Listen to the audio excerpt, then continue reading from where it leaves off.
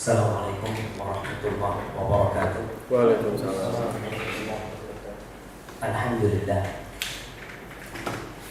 alladzi arsala rasulahu bil huda wa dinil haqq yudhhirahu 'ala ad-din kullihi walau karihal musyrikun.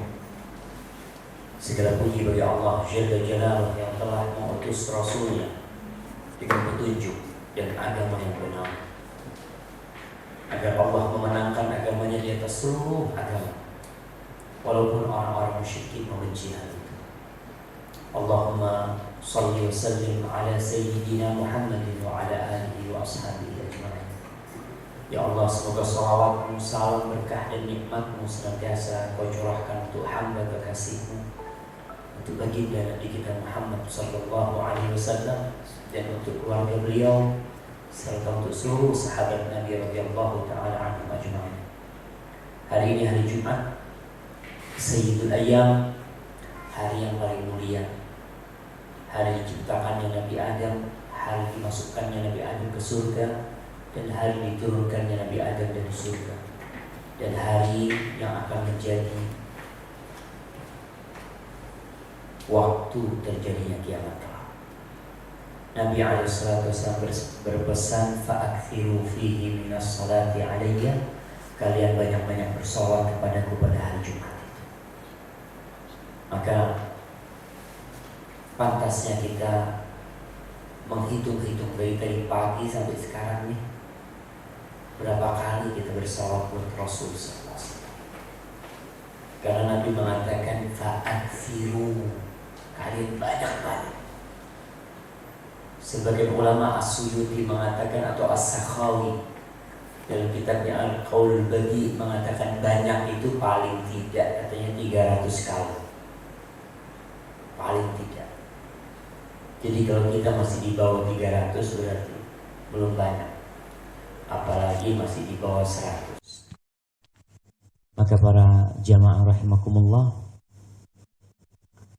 sepantasnya seorang muslim hari ini lebih baik dari hari kemarin. Ada perubahan sikap di dirinya. Semakin bertambah ilmunya, semakin berubah. Seperti kita, kalau kita sekolah lagi, kita ingin ada perubahan di posisi kita. Jangan sampai kita udah sekolah 6 bulan, setahun, ternyata posisinya tetap di situ. Nah, ada gunanya kita sekolah. Begitu pula dalam urusan agama ini. Ibunda Sufyan Ats-Tsauri itu pernah mengirim anaknya belajar, anak yatim. Kata ibunya Sufyan, "Nak, kau pegang nih duit 10 dirham. Kau cari hadis, kau belajar hadis 10 hadis." Karena tentunya orang mau belajar butuh duit, mau daftar macam-macam. Ibunya berpesan, setelah kau belajar 10 hadis, engkau lihat kalau ada perubahan sikap di dirimu, gaya ngomongmu berubah, jalanmu berubah, dudukmu berubah, kau terus belajar. Tapi kalau ternyata tidak merubah apa-apa di dirimu, sudah kau berhenti belajar. Aku takut belajarmu itu jadi petaka buat engkau nanti pada hari kiamat. Karena memang ilmu yang tidak diamalkan dan tidak memberikan perubahan kepada kita, ya, akan jadi petaka buat kita sendiri. Hari ini kita akan mengkaji tentang sebuah hadis yang sudah diterima semuanya. Masih yang udah dikirim semua? Antum belum dikirim? Masya Allah, mana udah suruh kirim.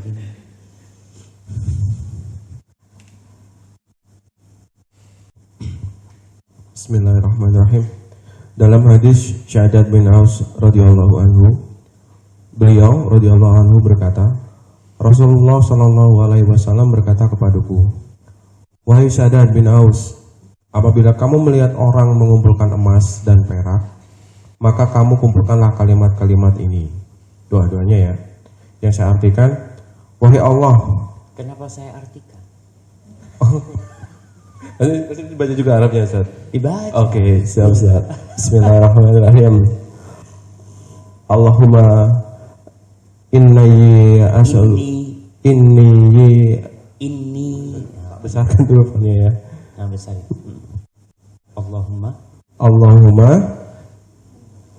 inni as'aluka sabata fil amri wal azimata ala rusdi. Ya. Was'aluka mujibati rahmatika wa ajaima maghfiratika.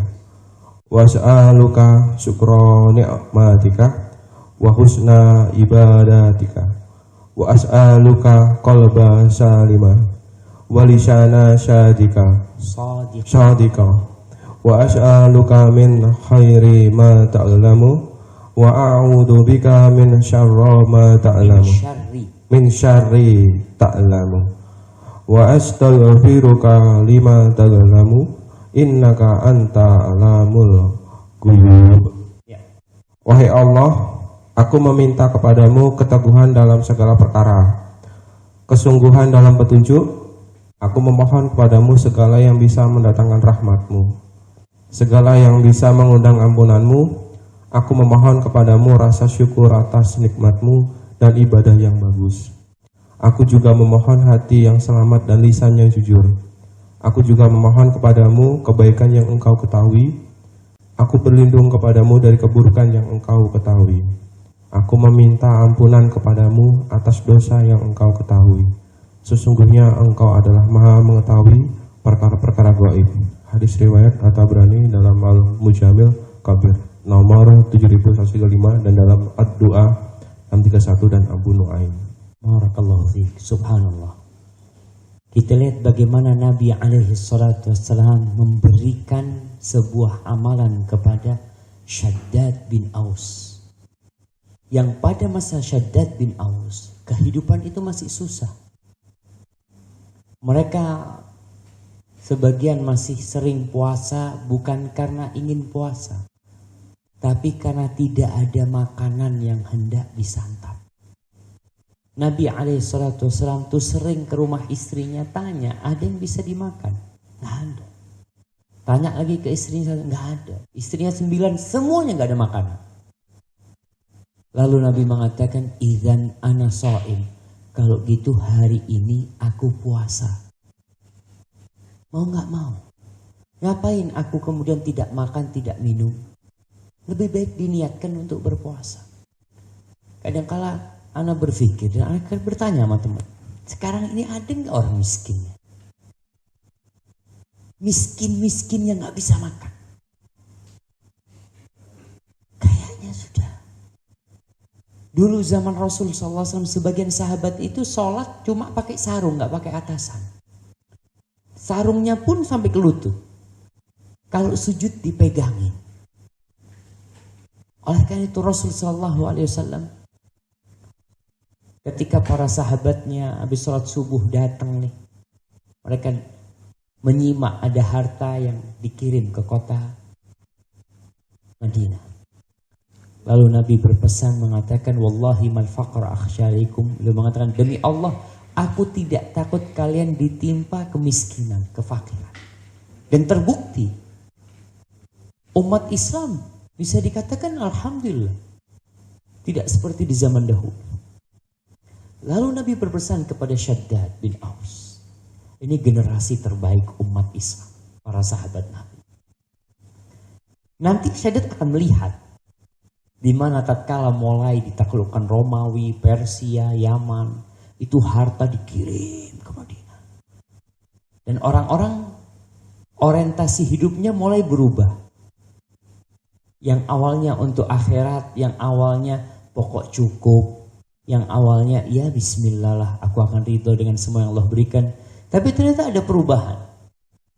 Maka Rasul SAW berpesan kepada Shaddad, beliau mengatakan, ya Shaddad, idza ra'aitan nas. Kalau kau melihat nih, orang-orang mulai sibuk mengumpulkan emas dan perak. Ucapan sibuk ini pertanda kegiatan agamis mereka sudah berkurang. Ibadah mereka sudah berkurang. Sebagian orang menjadikan ibadahnya kalau ada waktu. Kadangkala kita sudah nggak ngaji sekarang. Ngaji Quran sudah nggak ada waktu. Hari Jumat dianjurkan baca surat Al-Kahfi, nggak sempat. Dianjurkan banyak-banyak sholawat, ya nggak tercapai.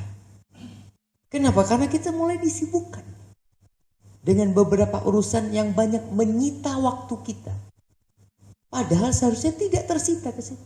Hal-hal yang kadang-kala kita lihat sangat bisa ditinggalkan. Seperti masa Jumatan. Berapa banyak di antara kita yang datang itu pas khotib sudah naik mimbar. Apa sih alasannya kau? Ini sudah sepekan sekali, ya. Masih telat. Ini yang terjadi sebenarnya. Yang dikatakan oleh Rasulullah SAW kepada Syaddad, kalau kau melihat orang sudah mulai menyibukkan diri dengan mengumpulkan, menumpuk, karena zayak nizu ini, jadi bukan hanya mencari, tapi sudah mulai menyimpan. Kita nggak apa-apa cari kekayaan, tapi kalau menyimpan kekayaan ini bermasalah. Apa masalahnya? Mau dibuat apa? Anda dengar, Allahu a'lam beritanya benar atau tidak, karena berita di TV dan di medsos ini, katanya Bupati Bangkalan ditemukan dia menyimpan duit di dalam tembok rumahnya hampir 200 miliar. Anda pikir mau buat apa gitu loh? Udah tua renta. Oke, kalau kau mau main tua renta, pikirnya umur 70 tahun lah. Kau mau hidup berapa tahun lagi? Anggap oke, tiap bulan kau butuh mau 1 M. Setahun butuh 12 miliar umpamanya. Oke, 10 tahun butuh berapa? 120 miliar. Sisanya mau taruh di mana? Kalau kita bicara begitu besarnya kebutuhan hidup kita. Tapi tidak. Orang ini akan sampai titik yakniz. Yang artinya itu sudah menumpuk. Dapat simpan. Dapat simpan. Yang masuk gak pernah keluar. Jadi ada orang-orang semua yang masuk itu tidak bisa keluar.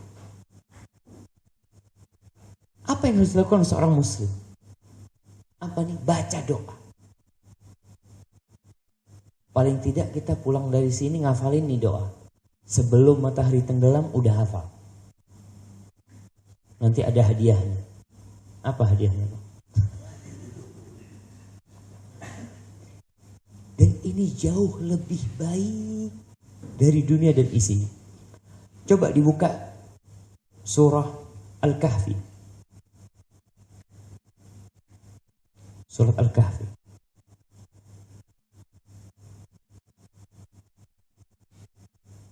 Ayat 46.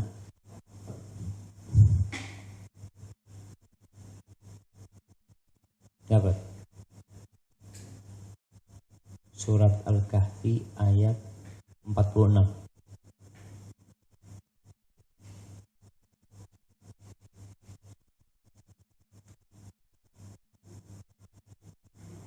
Empat 47 baca. Apa mic-nya?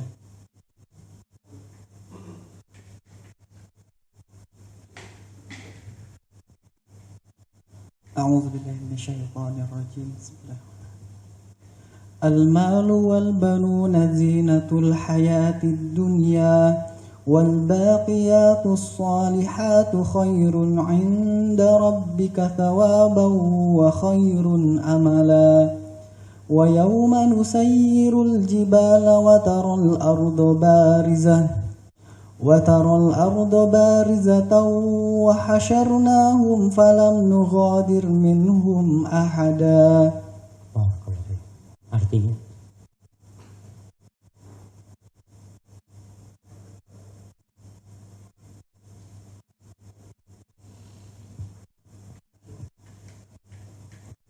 kayaknya mic-nya nanti harus 3.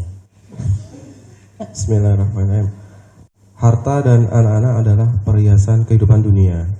Tetapi amalan-amalan yang kekal lagi saleh adalah lebih baik pahalanya di sisi Tuhanmu serta lebih baik untuk menjadi harapan. Lebih baik kata daripada harta dan anak. Kita kan selalu beranggapan ukuran seseorang itu adalah harta. Kita udah pernah bicarakan, tidak sedikit di antara kita yang ngukur orang lain itu dari penampilan luarnya, dari bajunya, dari HP yang dipakai, dari sepatunya, dari jamnya. Dihargai nih orang, oh sekian nih orangnya. Padahal Allah katakan wal baqiyatus shalihat, amalan-amalan yang baik dan soleh.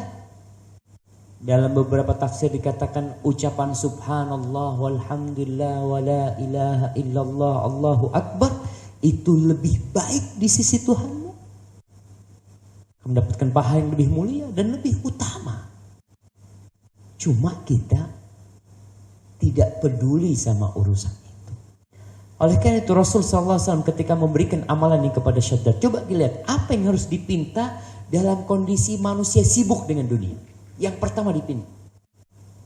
Dan doa ini jamaah itu sering kali dibaca sama Rasul SAW ketika sholat. Dalam hadis yang disebutkan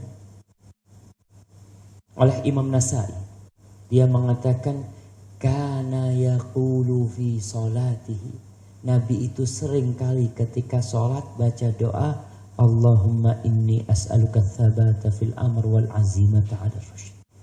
Yang pertama dipinta adalah keteguhan dalam urusan, dalam semua urusan. Baik itu urusan dunia, atau itu urusan agama, atau itu urusan akhirat. Ada orang yang hidup penuh dengan kekhawatiran. Ketika melihat sini buka warung, situ buka warung, oh bingung, ya apa kok warung kue. Itu ada kebingungan di sana. Ketika melihat, umumnya di sini mulai pegawai pada masuk, waduh, kok digeser lagi. Itu terjadi di diri kita. Karena orang sudah mulai ukurannya dunia. Maka yang pertama diminta as'aluka tsabata fil amr, keteguhan dalam urusan. Urusan dunia, na'am, karena kita hidup di dunia. Urusan agama lebih penting. Kita lihat sekarang munculnya aliran-aliran, munculnya sekte-sekte yang macam-macam. Sampai subhanallah. Antum bisa bayangkan ada 1000 orang lebih yang mondok di padepokannya siapa? Dimas Kanjeng. Cari apa? Cari ilmu. Cari fulus. Ini ada orang cari duit, dia lihat, oh ternyata 3 juta bisa jadi 30 juta. Ya Allah jamaah. Masih ada orang yang akalnya gak jangkep. Kalau memang bisa, sampai ada yang mengatakan sebagian pejabat, kalau bisa Dimas Kanjeng itu manak no anak, gak ada gunanya teks amnesti. Ada apa kata dia? Ribut pemerintah gitu. Dipanggil aja taruh di BI. Tiap hari suruh gandakan uang. Tapi ternyata 1000 lebih nyantri. Ini pertanda manusia dalam kondisi kesibukan dunia membuat mereka lupa dengan agamanya. Dia mencari dunia lewat agama. Ini parah jamaah. Kalau orang mencari akhirat lewat dunia, memang dunia ini sarana ke akhirat. Tapi kalau kau sudah jadikan agama itu tunggangan untuk mengumpulkan harta, na'udzubillah min dzalik. 1000 lebih jamaah. Dan yang lebih parah lagi disuruh pulang gak mau. Mereka tanya, kenapa? Enggak, guru kami gak ditangkap. Yang ditangkap cuma bayangannya. Anak ya Allah. Benar-benar doa Rasul SAW ini perlu dibaca. Kita di dunia media, tidak sedikit ceramah-ceramah, tulisan-tulisan yang memojokkan Islam. Yang membuat sebagian orang akhirnya gak percaya. Ada seorang ibu dari Jakarta telepon sama saya. Dia ngomong, Ustaz bisa nasihatin anak-anak. Kenapa Bu? Anak-anak itu tidak percaya ada Nabi Muhammad SAW. Sekolah di Universitas Islam Negeri tidak percaya adanya Nabi Muhammad SAW. Karena mereka basic nggak punya. Kerancuan-kerancuan ditebarkan. Quran ini bikinannya fulan, Quran ini gini, macam-macam. Orang ketika tidak punya pegangan, oh kayaknya bener ya. Mau nggak mau dia nggak jadi nggak tahan. Sekarang kalau kita lihat yang ribut persamaan laki sama perempuan, gender, siapa? Ada orang Nasrani? Nggak ada. Yang ada Muslimah. Anda kemarin ketemu teman dari Jepang, dia ngomong, Ustaz, di Jepang itu Ustaz, perempuan kalau sudah nikah ngurusin anak. Dan di Jepang tidak ada pembantu, nggak ada. Makanya di Jepang itu gajinya suami semuanya dikasihkan istri. Dan Jepang terkenal negeri yang anti gender. Tapi karena mereka bukan negeri muslim, itu nggak rame. Tapi kalau muslim ribut. Dan apakah yang terjadi di Jepang itu membuat Jepang tidak maju? Subhanallah. Kalau kita lihat semua HP dari Jepang. Masya Allah. Maka kembali kepada hadis ini. Ats-tsabata fil amr. Minta keteguhan dalam urusan semua. Urusan agama kita. Urusan akhirat kita. Itu yang lebih penting. Dan yang terpenting tatkala kita mau mati. Ada orang hidupnya Masya Allah muslim. Pas mau mati, na'udzubillah, su'ul khatimah. Ada orang yang selama hidup sholat, sakit, parah sakitnya, berhenti sholat. Mati dalam kondisi meninggalkan sholat. Antum lihat di rumah sakit, kadang-kadang orang kalau sudah parah, itu nggak sholat. Ya gimana mau sholat, susah ini itu. Subhanallah, sholat ini kewajiban yang tidak gugur kecuali dalam satu kondisi. Akal kita sudah gak bersama kita. Seperti orang yang koma, pingsan, tidur, ya gak wajib sholat. Tapi tatkala kau sadar, dalam kondisi engkau terluka pun tetap sholat. Di medan perang, kalau belum perang wajar sholat. Ini dalam kondisi perang berkecamuk. Kalau dulu sedang dalam kondisi naik kuda, sholat. Nggak bisa ditinggalkan. Maka kita benar-benar meminta ketetapan dalam urusan ini. Jangan sampai nanti mau mati. Ada orang yang dicoba dengan kekayaan, sukses, berhasil. Ketika dicoba dengan kekayaan, Masya Allah dia sedekah. Dia berangkat haji, berangkat umroh, dia bangun masjid. Allah coba dengan kemiskinan. Na'udzubillah.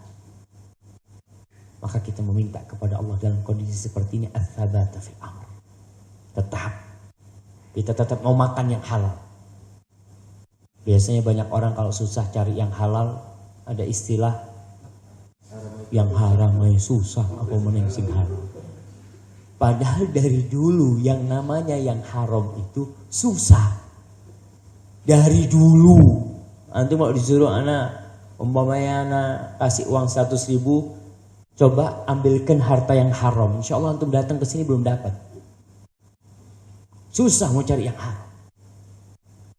Tapi karena rusaknya keagamaan seseorang sehingga muncul seperti itu.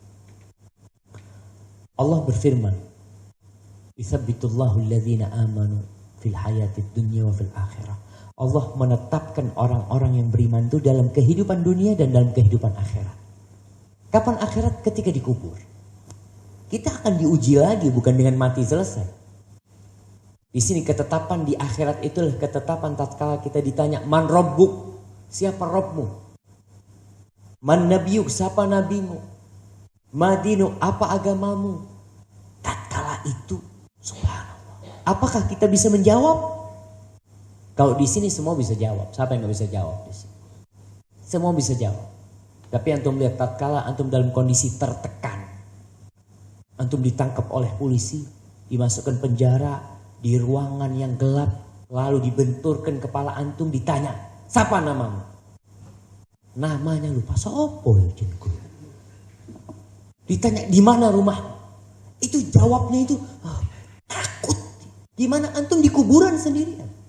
Tak kala orang-orang sudah mulai pergi, itu digambarkan oleh Rasul SAW, 2 malaikat yang warnanya hitam biru. Jadi hitam sudah kebiru-biruan hitamnya. Mereka menggali kuburan itu dengan siung, bukan siung apa? Taring mereka. Sampai ketika tiba di tubuh kita, didudukkan kita, ditanya, man Rabb? Allahu Akbar. Rasul SAW kalau habis menguburkan jenazah, beliau berdiri. Beliau mengatakan, istaghfiru li akhikum. Kalian mintakan ampun kepada Allah buat saudara kalian. Wasalullaha lahut tathbit. Mohonkan kepada Allah supaya ditetapkan hatinya dalam menjawab pertanyaan. Fa innahul an yus'al. Sekarang dia ditanya. Maka kita perlu membaca doa ini. Allahumma inni as'aluka tsabata fil amr. Bedanya doa Nabi sama doa kita. Doa kita itu panjang tapi isinya dikit. Ya Allah, aku kepingin mobil Pajero yang warnanya putih, plat nomornya ini Matic. Yang diminta itu satu, tapi panjang banget mintanya. Nabi SAW membaca satu ungkapan, yang diminta itu dunia, agama, akhirat, sampai dalam kuburan. Makanya kita tuh harus sering-sering membaca doa-doa yang dibaca Rasul SAW. Supaya kita gak capek. Gak perlu panjang-panjang doa. Kadang-kadang jemaah haji itu doanya lembaran. Karena dia tulis fulan titip doa, fulan titip doa. Aduh, kebanyakan. Sampai di sana, di mana? Di Arafah. Ya Allah, nih semua yang minta doa di buku ini tolong dikabulkan doanya. Dia kecapean dia sudah. Karena apa? Karena kita kadang-kadang itu tidak pandai merangkai sebuah permohonan. Nabi meminta yang pertama as-sabata fil amal. Yang kedua, wal azimata 'ala rusyd. Azimah itu adalah kemauan. Kemauan yang kuat dalam kebenaran. Ada orang yang tahu kebenaran tapi tidak ngamalkan. Dalam kehidupan seperti ini banyak orang-orang yang berilmu. Tidak bisa dipungkiri. Kita pun banyak baca hadis. Mungkin kita dapat ilmu 1, 2, 3. Tapi nggak ono niat untuk ngamal. Tahu pahala sholat berjamaah ke masjid berapa? 27. Tahu. Tapi apa tergerak hati orang itu? Kadang-kadang. Ya Allah, satu aja tidak bawa puasa. Cari pahala, yang penting kan sah. Keinginan untuk mengamalkan kebenaran ini harus diminta. Kita bukan hanya belajar kebenaran, tapi kita memohon kepada Allah al-azimah 'ala rusyd. Makanya Allah mengatakan fa idza azamta fatawakkal 'ala Allah. Kalau kau sudah memiliki keinginan, ya sudah, lakonono. Kalau kau sudah memiliki keinginan. Berapa sering kali kita mengetahui kebenaran, mengetahui dalil sebuah kemuliaan surat Al-Kahfi. Kita tahu pahala baca surat Al-Kahfi. Kita tahu pahala sholat 2 rakaat sebelum subuh. Kita tahu pahala sholat duha. Kita tahu pahala zikir ba'da sholat. Tapi keinginan untuk mengamalkan itu dalam kondisi seperti ini berat. Antum kalau umpamanya sholat di rumah, itu mau sholat ba'diyah dan qobliyah sulit. Karena lingkungannya tidak mendukung. Tapi antum masuk masjid, habis sholat, ngelihat ini sholat, itu sholat. Kepingin sholat. Ada keinginan di sini. Itu yang kita minta kepada Allah Subhanahu wa Ta'ala. Supaya jangan sampai kita ini menjadi orang ya yang banyak ilmunya, banyak pengetahuannya, tapi pengamalannya sedikit karena lemah. Seperti perintah Rasul SAW, balighu anni walau ayah. Sampaikan dari aku walaupun 1 ayat. Kita sudah hafal berapa ayat? Alhamdulillah udah banyak, Ustaz. Tapi pertanyaannya, berapa yang sudah kita sampaikan? Belum ada. Makanya kadang-kala seharusnya seorang itu ketika dapat ilmu, pulang kumpulin keluarganya. Adiknya, sini, duduk nih. Mas tadi habis dengarkan ceramah. Nih, Kayak gini nih ceramahnya. Tuh 2, 3. Mudah-mudahan kau bisa ngamalkan. Ini termasuk kita mengamalkan perintah-perintah Rasul SAW. Puasa sunnah. Puasa tengah bulan. Puasa Senin Kamis. Semuanya tahu pahalanya. Tapi kadangkala keinginan tidak kuat. Maka kita mohon kepada Allah. Al-azimata ala rusyd. Jangan keinginan besar tapi ilmunya nggak ada. Salah. Berapa banyak orang yang semangat beribadah tapi salah. Ana masih ingat dulu di pesantren. Beberapa teman itu habis sholat asar, sholat sunnah. Karena semangatnya dia untuk beribadah habis sholat asar, sholat sunnah. Ditanya sama Ustaz, kenapa kau sholat? Iya, sholat sunnah Ustaz. Padahal tidak ada sholat sunnah setelah asar. Ini kan salah kaprah. Tidak semua keinginan baik itu menghasilkan kebaikan. Gara-gara yang dilakukan ternyata tidak diperintahkan. Ini yang kedua. Yang pertama ketetapan dalam semua urusan. Yang kedua keinginan yang kuat di atas kebenaran. Yang ketiga diminta oleh Rasulullah SAW. Wa as'aluka mujibati rahmatik. Ya Allah, aku memohon kepadamu semua perkara yang mendatangkan rahmat. Dalam kondisi manusia sibuk mengumpulkan dunia, kita kadang-kala salah langkah. Maka kita minta sama Allah nih, ya Allah, apa saja perkara yang bisa mendatangkan rahmatku, aku minta itu. Apa saja. Dimanapun posisi kita. Ada yang menjadi satpam, ya udah. Di situ tuh kau minta sama Allah. Apa saja perkara yang membuat Allah mengasihimu. Seorang mukmin itu tidak perlu melihat posisi dia meminta rahmat Allah. Dimanapun dia berada dia laksanakan. Dan dia minta rahmat Allah. Ingat, tidak ada yang masuk surga dengan amalannya. Nggak ada. Ana izin minum dulu.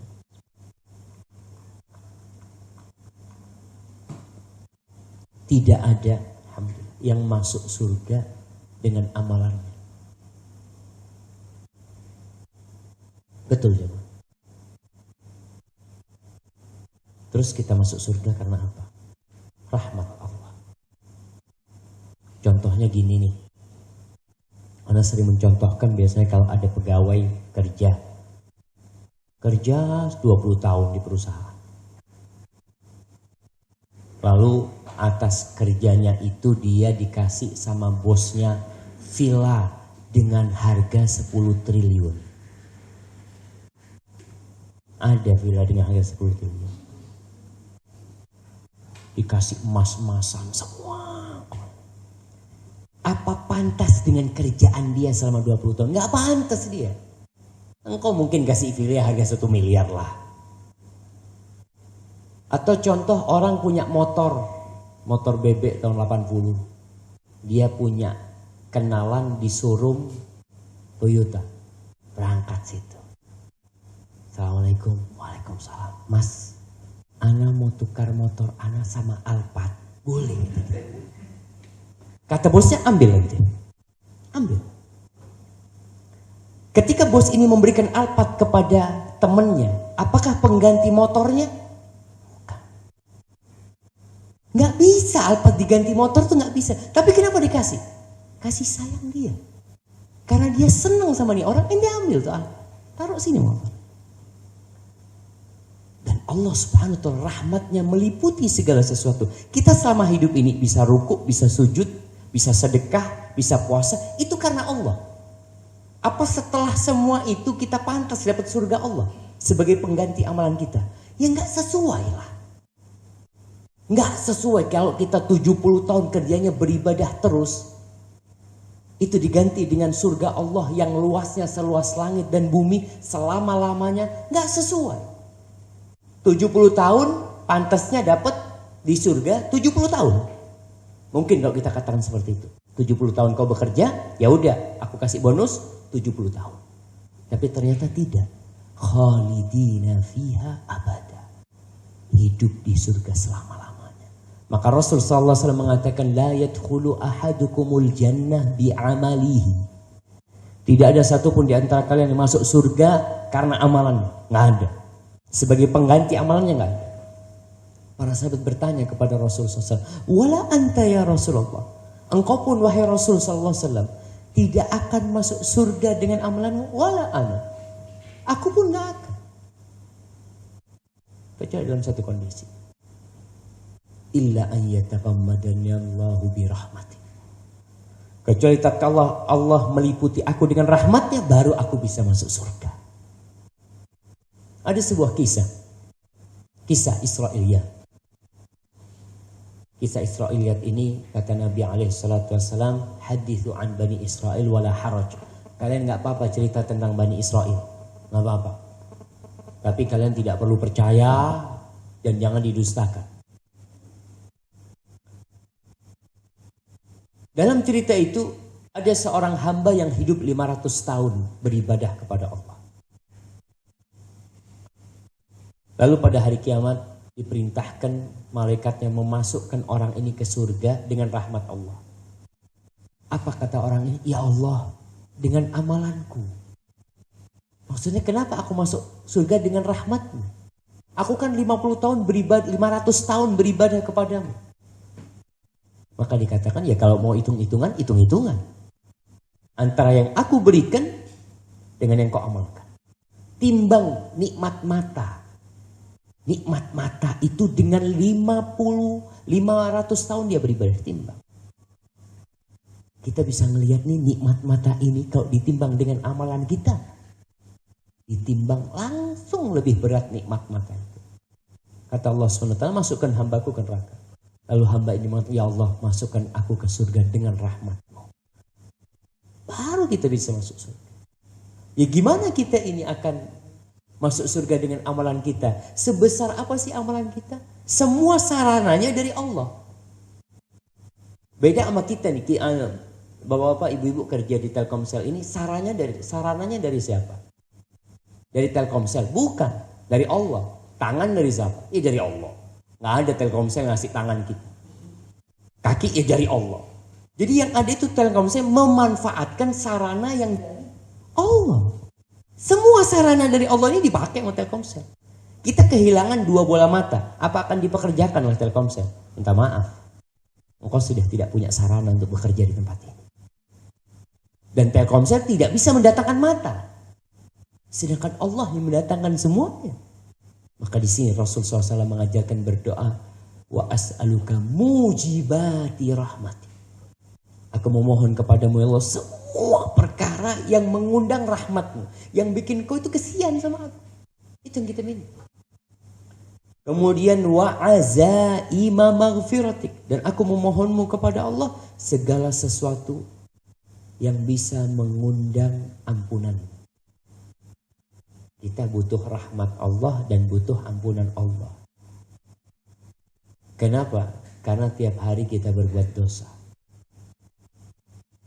Kita kalau berbuat dosa, berbuat kesalahan di sebuah perusahaan, di sini nih. Kalau tiap hari kita melakukan kesalahan 10 kali, berapa hari kita dipecat? Saya ingatkan, SP1, SP2, SP3 keluar.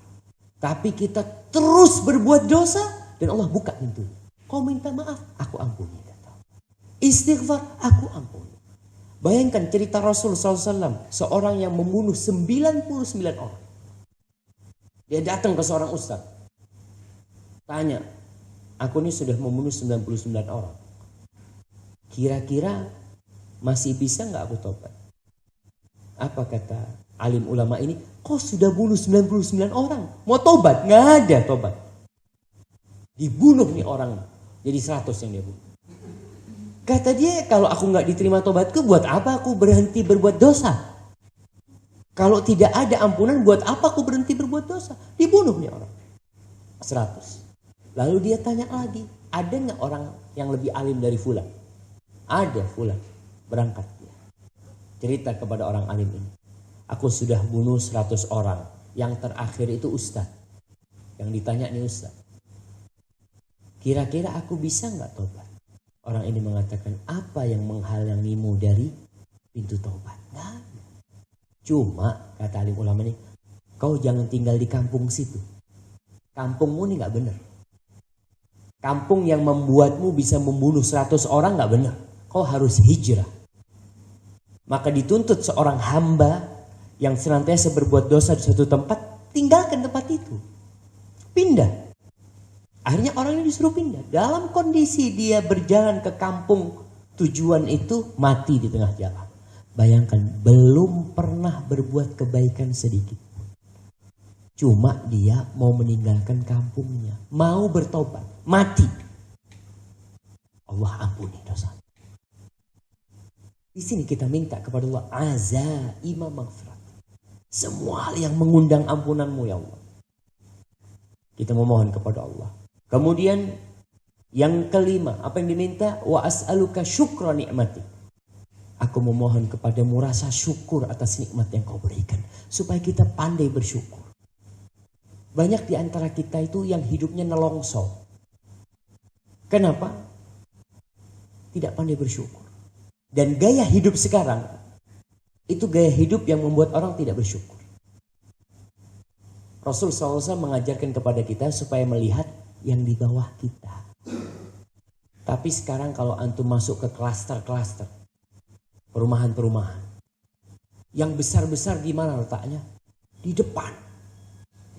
Klaster ini kan tertutup.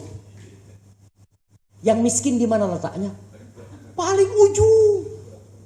Jadi tiap hari yang miskin ini ngelihat rumah yang bagus-bagus. Yang rumah bagus-bagus nggak pernah ngelihat yang kecil.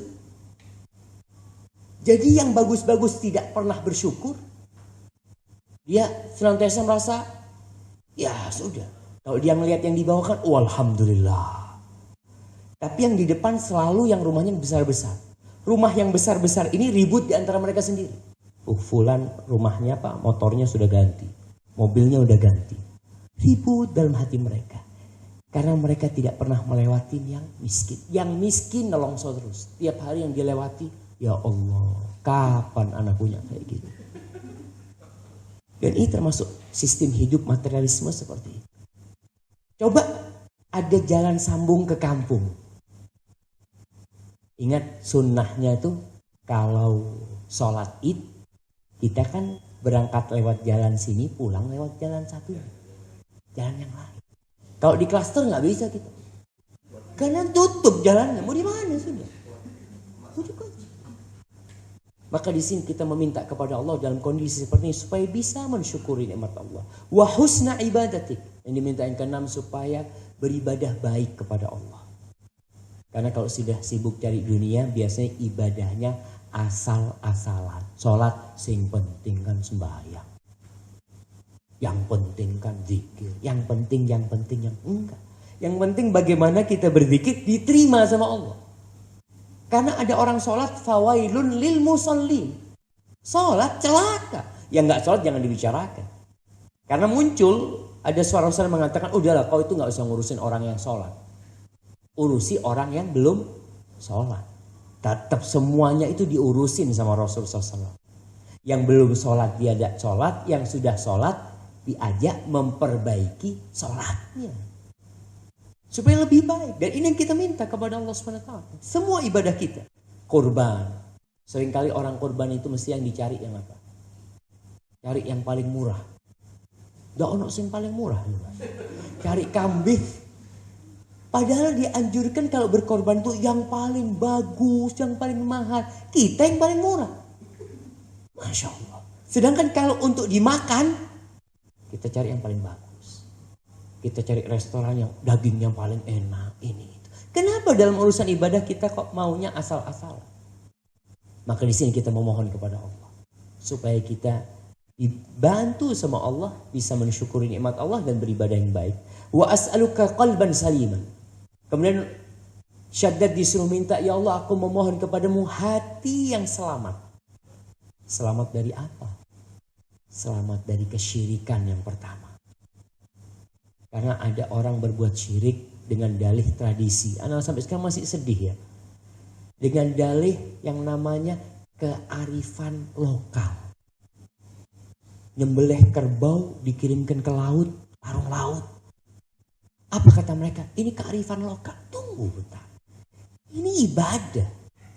Motong itu ibadah. Kau motong nggak baca bismillah, nggak diterima. Engkau motong dengan niat untuk lautan, nggak diterima sama Allah SWT. Maka di sini as'aluka qalban, saya selamat dari segala kesyirikan, segala ketergantungan kepada selain Allah. Yang namanya warung, wallahu a'lam di Jember. Saya ketemu sama dukun yang sudah tobat. Dia cerita hampir semua warung itu Ustaz pakai dukun. Jangan gitu lah. Iya, karena saya dulu dukunnya. Cerita iya. Kepingin penglaris. Itu ada hati yang sudah mulai tidak bergantung kepada Allah. Mencari pegangan selain Allah. Kenapa kau nggak minta sama Allah? Ya Allah, aku minta mudah-mudahan warungku laris. Di jalan menuju ke Armet, sebelah kiri jalan situ, dulu ada warung gudeg. Anak sekali ngantar istri beli di situ. Setelah itu setiap lewat tutup, setiap lewat. Suatu hari setelah berbulan-bulan buka. Kata istrinya, "Bang, berhenti sini, Bang." Iyalah, mau beli. Masuk ke dalam. Tanya sama yang jualan, "Bu, ibu kok tutup terus sih?" Kata dia. Kata ibu ini, "Merinding saya, Dik. Sampai orang kedua yang ngomong saya tutup. Saya nggak pernah tutup. Nggak pernah tutup. Sihir. Sihirnya dari mana? Itu antara warung-warung itu. Kenapa banyak perdukunan di dunia warung? Kenapa jemaah? Enggak, karena makanannya mateng. Harus laku. Kalau nggak laku bau. Rugi. Beda kalau jualan beras, jualan ini itu nggak laku sekarang, besok bisa laku. Tapi kalau warung itu mereka kalau nggak laku hari itu buang ini. Makanya kita minta sama Allah qalban saliman yang selamat ya Allah dari segala ketergantungan kepada selain Allah, selamat dari sifat iri, sifat dengki, gampang emosi semua. Walisanan sadiqan, dan lisan yang jujur. Karena biasanya kalau sudah cari dunia Allah, jarang pedagang yang jujur. Pedagang itu yang jujur bersama para nabi tingkatannya. Karena sulitnya pedagang jujur. Ada yang mengatakan, Ustaz, kalau jujur kayaknya nggak laku. Berapa banyak orang jujur kalau sama sohib. Sohibnya beli berapa? Anak ambil ini 1 juta. Terserah itu mau kasih untung berapa. Karena teman. Tapi kalau sama orang lain berapa? Anak ini ngambilnya 12. Tapi buat inti karena sohib udahlah jual rugi nggak apa-apa 11. Oh sudah. Oh jual rugi apa? Minta lisanan shadiqan. Minta lidah yang jujur. Kemudian wa as'aluka min khairi ma ta'lam, dan aku minta kepadamu ya Allah dari segala kebaikan yang engkau ketahui. Kita sudah minta dengan ilmu Allah. Nggak minta dengan ilmu kita. Ilmu kita tuh cetek. Tapi kita minta semua kebaikan yang kau tahu ya. Aku minta itu buat aku. Wa a'udzubika min syarri ma ta'lam. Aku berlindung kepadamu dari segala keburukan yang kau ketahui. Ini minta dengan ilmu Allah. Kalau kita minta ya Allah aku berlindung kepadamu dari zina, dari ini, dari macam-macam kita sebutkan. Padahal masih banyak keburukan yang kita nggak tahu. Berapa banyak di antara kita berbuat dosa tapi merasa bukan dosa. Jadi ini sopo dosa. Kayak model sistem dagang sekarang di Indonesia. Beli emas ke toko emas tapi pakai gesek. Boleh apa nggak boleh? Ya maaf. Antum beli emas gesek tuh. Tergantung. Kalau geseknya langsung keluar itu duit, itu berarti cash. Boleh. Karena beli emas ini harus cash. Nggak boleh kredit. Tapi kalau gesek ternyata baru bayarnya pekan depan. Kan ada kartu kredit yang bayarnya itu pekan depan. Nggak haram tuh. Ya nggak apa-apa. Berarti kan cash seperti uang. Seperti uang. Maksudnya itu gantinya uang. Tapi kan ada yang kredit gitu. Tapi kredit itu dia nyicil dan ada jangka waktu gitu. Ada jangka waktu. Tidak bayar waktu itu. Bisa jadi nanti sore. Jadi meskipun dia nggak nyicil, tapi dia jaga waktu misalkan transaksi hari ini baru masuk 2 atau 3 hari ke depan. Nggak boleh. Kenapa? Karena emas ini sama nilainya dengan uang. Dan naik turun. Sekarang kita beli harganya 500.000. Kita udah cash taken 500.000. Padahal kita baru bayar besok. Besok harganya emas sudah 510. Ada yang dirugikan di sini. Makanya dalam Islam emas, perak itu harus nakdan. Harus sama. Beratnya kalau tukar harus sama. Kemudian harus cash. Begitu pula beras. Di kampung masih ada orang tukar beras. Dia dapat beras jelek 2 kilo, tukar beras 1 kilo. Itu riba. Ustaz, kenapa riba? Ya karena kita diajarin Nabi SAW. Nabi menyebutkan barang-barang yang harus sama beratnya. Terus bagaimana sistemnya yang syar'i? Ya udah kau jual dulu beras 2 kilo, dapat duit, beli. Tapi tidak tukar beras. Kalau beras sama beras harus 1 kilo 1 kilo. Gimana?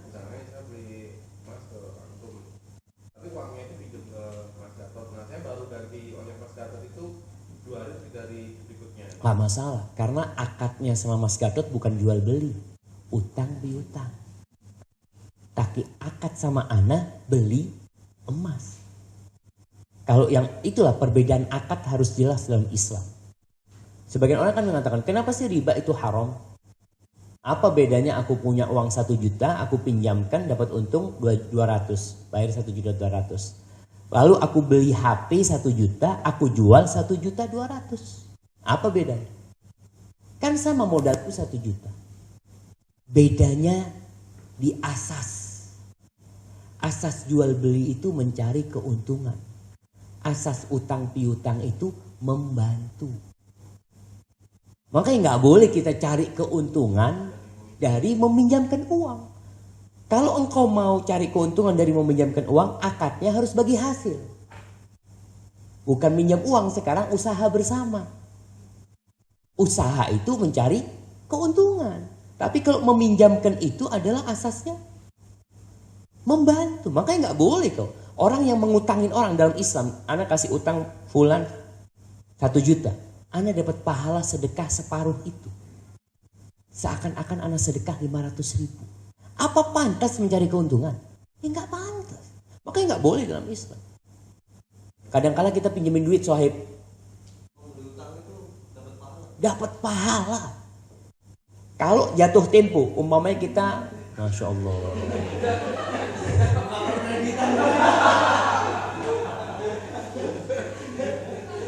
Betul. Sebagian orang waktu Ana nyampaikan ini mereka ngomong, Ustaz kalau gitu Ana nggak usah sedekah, Ustaz ya, pinjemin uang aja. Iya, kalau kau bakhil mau sedekah, pinjemin orang. Karena kalau pinjemin kan nggak hilang duitnya. Tapi kau bantu orang dengan pinjaman itu. Kalau sudah jatuh tempo, masih kita ulur waktunya, itu seakan-akan kita sedekah 2 kali lipat. Kalau 1 juta, kita sedekah 2 juta sama dia. Makanya jatuh tempo, gak bayar. Ini saya mau bayar 2 bulan lagi, Pak. Gitu. Kalau 2 bulan dia nggak punya uang. betul. Nah, kemudian ketika 2 bulan kan kita tagih kan? Atau orangnya ngomong, sudahlah. Kau bayar bulan depan. Itu terhitung kita sedekah 2 kali lipat. Makanya nggak boleh cari keuntungan di situ.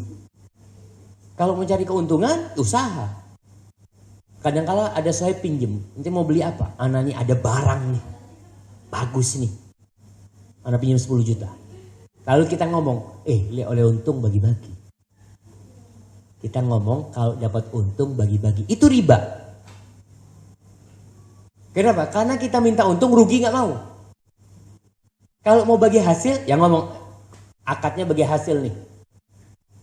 Kalau untung bagi 2, kalau rugi, ya bagi 2 kerugian. Kita kan nggak mau. Kita maunya untung doang. Nah itulah.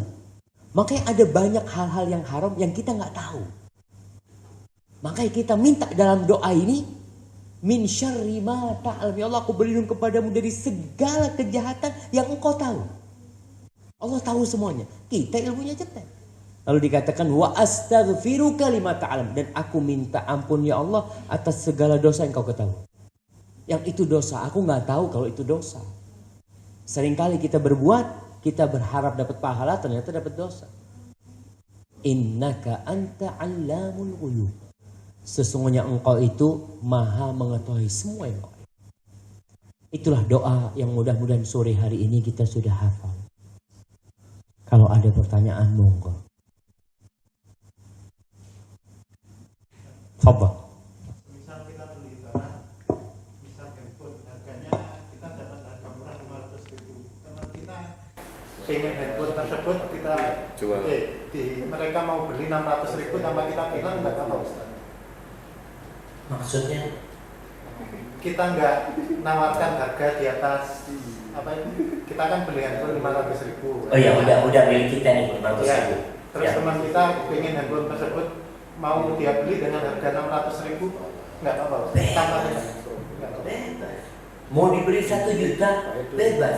Jadi ada orang yang sistem dagangnya itu nyebutkan modal. Iya. Dia katakan belinya sekian, mau kasih untuk berapa? Nah, biasanya kita nggak Seperti apa-apa. ada yang seperti itu. Ada yang enggak, mintanya sekian. Kadang-kadang ditanya, ini ngambilnya berapa sih? Oh udah lah, nggak usah tanya. Anak minta 1 juta. Itu nggak apa-apa. Nggak apa-apa. Dan tidak ada batasan keuntungan. Kita mau untung 200 kali lipat nggak apa? Nggak ada masalah. Yang penting tidak menipu. Kalau itu saat tadi kan memang namanya orang jualan, orang dagang itu asasnya cari untung segalanya seperti itu. Nah, cuma saya pernah dengar Ustaz, dalam perdagangan itu ada namanya istilahnya khiyar ya. Nah, ketika kita sudah melempar harga, mungkin ada yang nawar lagi, ada yang lebih bagus, kemudian kita seolah-olah ngomong ke orang yang nawar pertama, oh harganya sudah laku, barangnya sudah laku ke orang yang jualnya lebih tinggi, atau yang beli lebih tinggi. Nah, otomatis kan kita kan secara pribadi, ambil tinggi aja. Itu katanya nggak boleh Ustaz. Iya. Jadi sistem dagang itu ada yang model lelang. Kalau lelang memang kita cari harga paling tinggi. Tapi kita ada adab dagang itu tidak boleh membeli di atas belian saudara kita. Jadi barang itu udah dibeli nih, atau kita udah jual. Terus ada orang yang nawarin ke antum. Nanti berapa beli di situ? 500.000, anak kasih 400.000. Itu nggak boleh. Selesaikan dulu akadnya. Kalau udah nggak jadi, baru. Jangan merusak orang itu. Sekarang di Indonesia, masya Allah, rusak yang namanya sampai ada food court itu. Kita ini lagi lihat menu. Datang yang ini pada nawarin menu semua. Tunggu selesaikan, ini nggak jadi. Jadi sudah orang tidak mikirkan saudara atau siapa. Sikut sana, sikut sini. Makanya yang baik itu dalam Islam itu sudah khiyar itu kan boleh memilih, teman. Umpamanya kita lagi dagang sama fulan nih, kita lihat, aduh kayaknya harganya terlalu murah. Udah nggak jadi. Nggak apa-apa. Nggak apa-apa itu selama khiyar majelisnya belum berpisah, itu nggak masalah.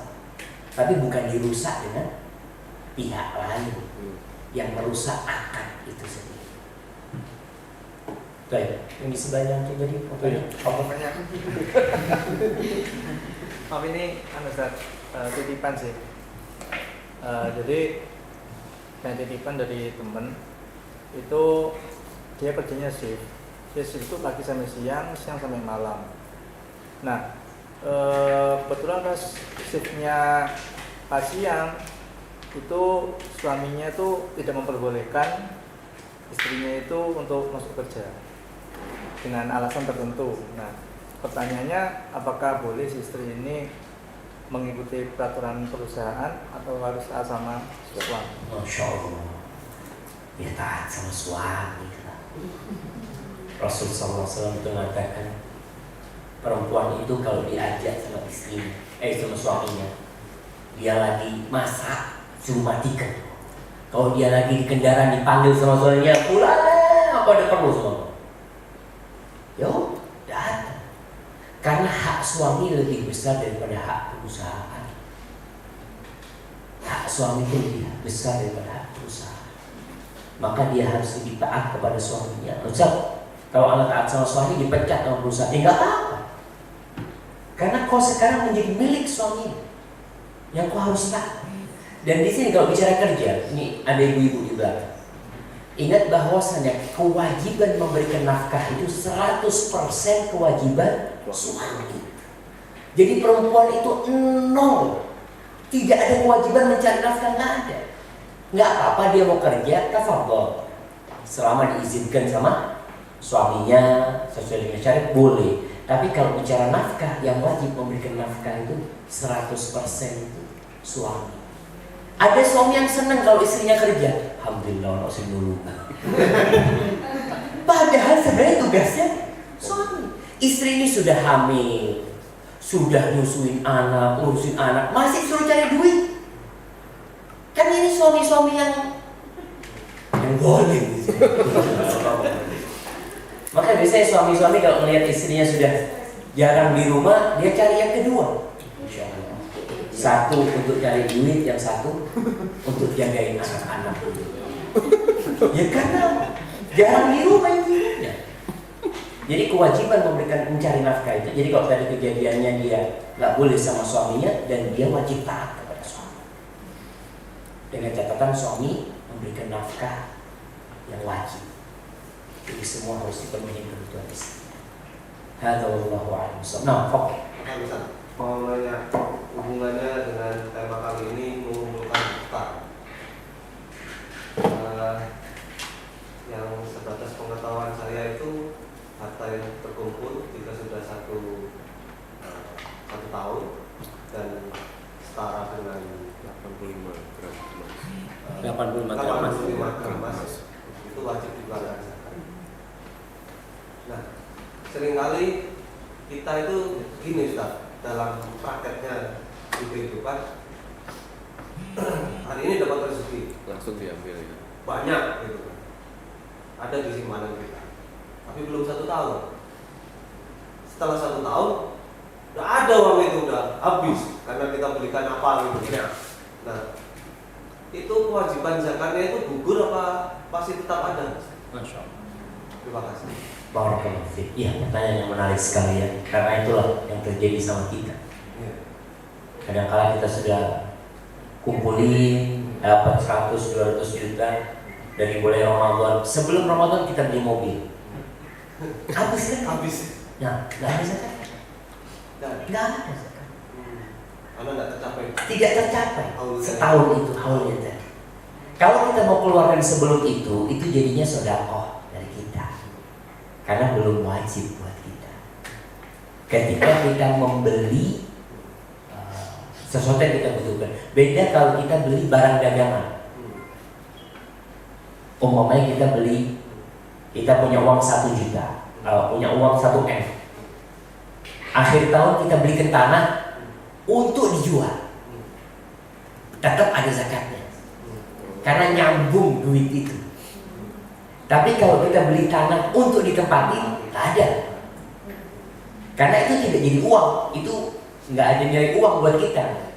Itu akan jadi rumah buat kita. Tapi kalau dia beli untuk dijual, kan ada nilainya. Uang itu tetap masuk sana 1 M, tetap ada 1 M uang di situ. Yang harapannya nanti bulan depan dia jual. Rumah investasi lah. Nah, rumah investasi. Ya. Seperti itu. Kalau hitungnya ini lah, misalkan uangnya ada tabungan gitu kan. Pada saat sebelum tahunnya itu tiba, uangnya nggak nyampe, simpenannya itu nggak nyampe nisab, karena sebagian itu diutangkan sama orang lain. Nah itu yang diutangkan itu dihitung simpanan apa bukan? Dihitung simpanan. Dihitung simpanan. Jadi yang dihutangkan itu tetap ada zakatnya. Kecuali dalam satu kondisi dipinjam ke orang dan orang itu tidak mampu membayar. Uang itu seperti hilang sudah. Maksudnya kita tidak mengharap sudah dia balik. Itu tidak dihitung karena sudah nggak mungkin balik gitu.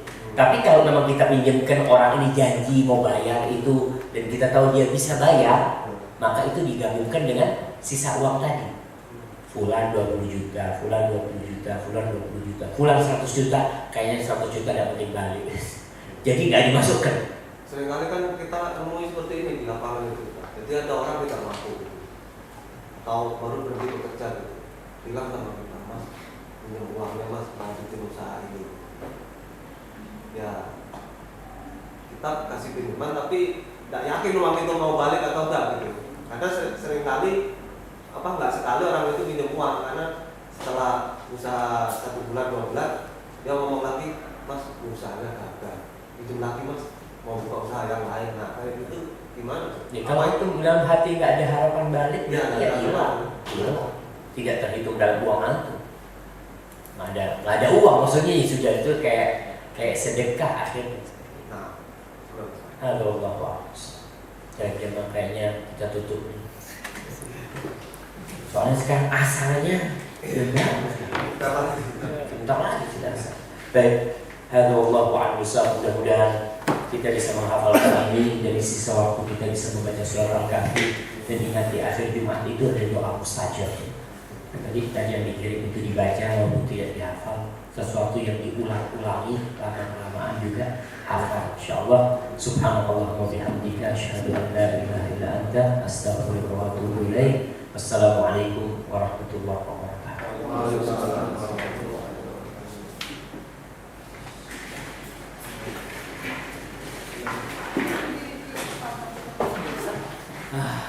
Jangan terima.